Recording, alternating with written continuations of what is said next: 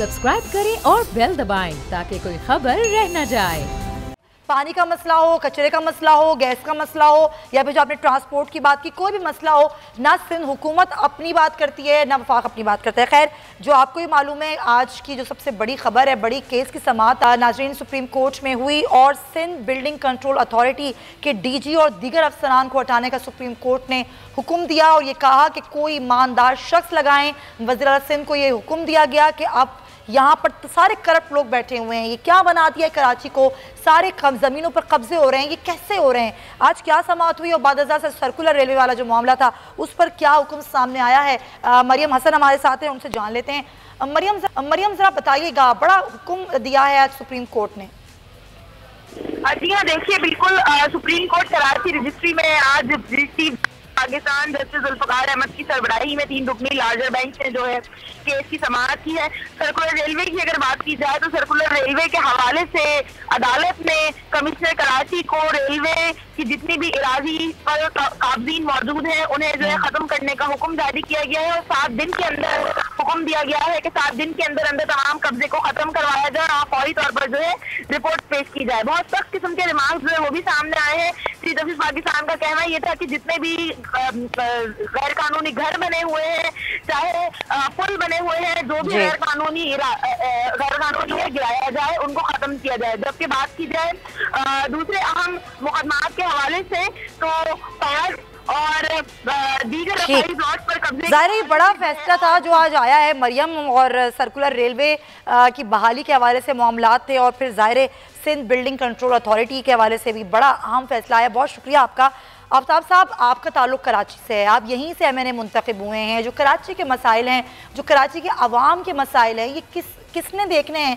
आज जब supreme court ने इसी बरहमी का इज़हार किया और वज़ीर आला सिंध को भी यही कहा और मेयर कराची को भी उन्होंने यही कहा कि अगर आप लोगों के पास इख्तियारात नहीं हैं तो फिर इलेक्शन क्यों लड़ते हैं, फिर वोट क्यों लेते हैं? जब किसी के पास भी इख्तियारात नहीं है और किसी ने ही मसलों को हल नहीं करना तो फिर कौन मसले हल करेगा कराची के?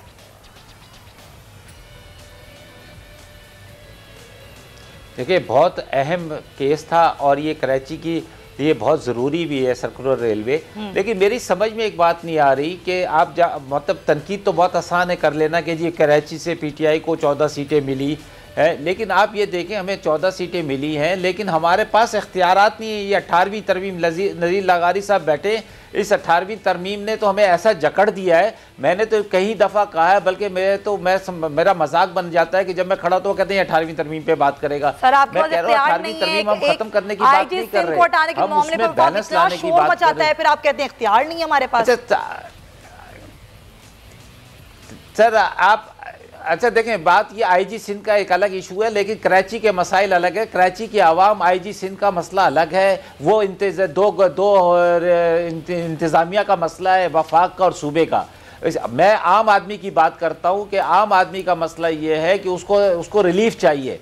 देखिए, अभी आज के सुप्रीम कोर्ट ने क्या कहा है कि जी वो 500 बसें कहाँ गई जो ग्रीन लाइन के लिए आई थी, कहाँ चली गई? एक दिन के बाद दूसरे दिन गायब हो जाती हैं।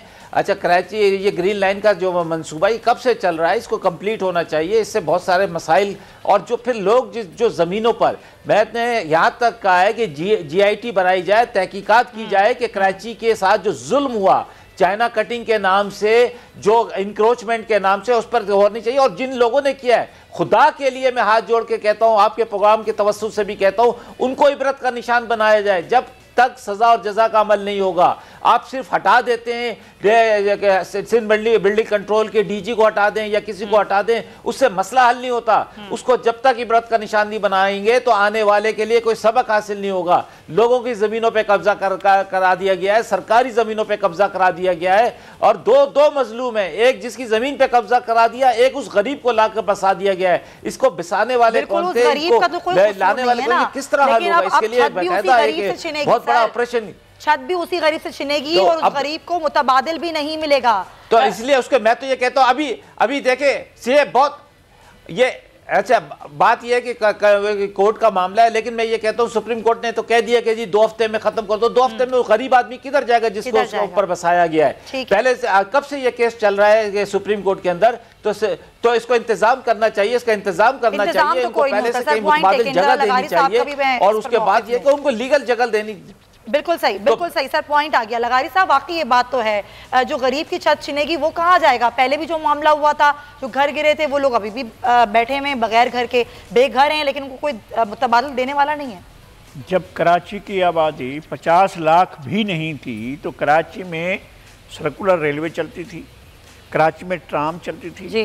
कराची में डबल डेकर बसें चलती थी, कराची में हर तरह का ट्रांसपोर्ट था, हज़ारों मिनी बसें चलती थी, हज़ारों बसें चलती थी।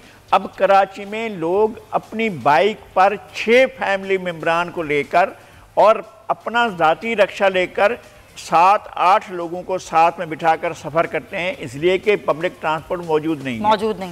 फिर ये कि जब यहाँ बंद किया, आपको तो ये शायद याद ना हो, आप पैदा भी ना हुई हूँ, जब यहाँ पर कराची में जो है यहाँ पर जो सर्कुलर रेलवे चलती थी नाज़माबाद तक, वहाँ औरंगी स्टेशन है, वहाँ तक बाकायदा चनाब एक्सप्रेस रुका करती थी और पाकिस्तान के दीगर इलाकों से आने वाली गाड़ियां वहां पर स्टेशन। गालिबन सर आप 1984 की बात कर रहे हैं। मैं कराची की बात कर रहा हूं कि कराची में मेन जो स्टेशन है कैंट और सिटी स्टेशन, इसके अलावा वहां ड्रिग रोड से ये ट्रेन मुड़ जाता था रास्ता और वो चले जाते थे। अब वहां से ड्रिग रोड से लेकर आप जाएं वजीर मेंशन तक, ये पूरे का पूरा कब्जा जो हुआ है और यहाँ बिल्डिंग्स जो बनी हैं, जाहिर है पिछले 30 साल में ये सारा कुछ हुआ है। इस पूरे प्रोसेस को चेक करना चाहिए। ये 30 साल के जो करप्शन हुई है, ये किस तरह पकड़ी जाएगी? उन लोगों को पकड़ें जिन्होंने असल करप्शन की है। मैं यही अर्ज कर रहा हूँ कि एक वसीउल बुनियाद एक ऐसी कमेटी बनी है, इस तरह की कमेटियां भी बनी, इस तरह के काम भी हुए और रेगुलेशन भी हुई है, ऐसा नहीं है कि नहीं हुई है। लेकिन इस सब सारे अमल के बाद, रेगुलेशन के बाद चाइना कटिंग जो हुई है, जिस तरह से रेलवे की ज़मीनों को, जिस तरह से पार्क्स को, स्कूलों को, प्लेग्राउंड्स को, जिस तरह से चाइना कटिंग हुई है और जिस तरह कब्जे हुए हैं और रेलवे की सारी ज़मीन पड़ी हुई है उसके ऊपर कब्जा कर लिया गया।